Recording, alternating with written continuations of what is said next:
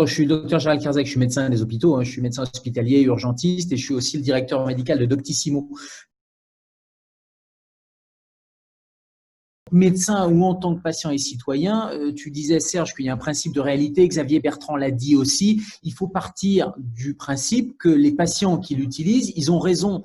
Donc moi, tous les confrères ou toutes les consoeurs qui disent c'est de la foutaise, des médecines complémentaires, etc., ils n'écoutent pas leurs patients, tout simplement. Moi, je me mets à la place du patient, je me mets à la place du médecin aussi. On a des patients, ils utilisent l'homéopathie, ils utilisent la sophrologie, ils utilisent l'hypnose, ils utilisent tout ce que vous voulez. Et donc, je pars du principe, non pas qu'ils ont tort, mais qu'ils ont raison.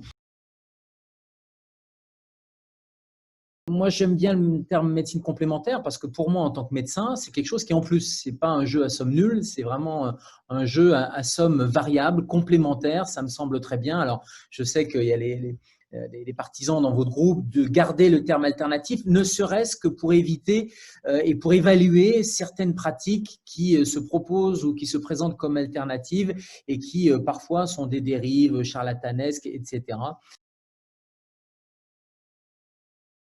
Juste de dire qu'en tant que médecin, ça me semble extrêmement important qu'il y ait une évaluation, bien sûr, mais deux, que ça reste dans le champ de la médecine. C'est-à-dire que les médecins ne doivent pas se désinvestir des médecines complémentaires parce que si on se désinvestit, on va se couper de nos malades, déjà, des patients, on va se laisser le champ à d'autres qui ne sont pas médecins et qui ne pourront pas faire un diagnostic.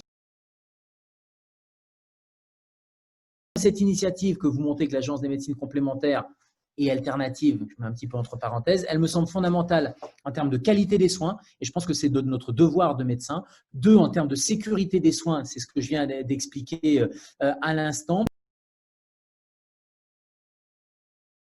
Je pense que c'est capital de regagner la confiance de nos patients et c'est en leur disant on vous écoute, on a compris qu'il y avait d'autres choses que la médecine allopathique et les médicaments. Voilà, ensemble, on va avancer et on va évaluer les choses et on va pouvoir, en tant que médecin, vous les proposer, vous orienter vers d'autres praticiens, mais qui ne sont pas nos adversaires, mais qui sont nos alliés parce qu'on a tous un objectif commun, c'est de soulager les gens à défaut de les guérir. Voilà, donc bravo pour l'initiative et effectivement beaucoup de curiosité.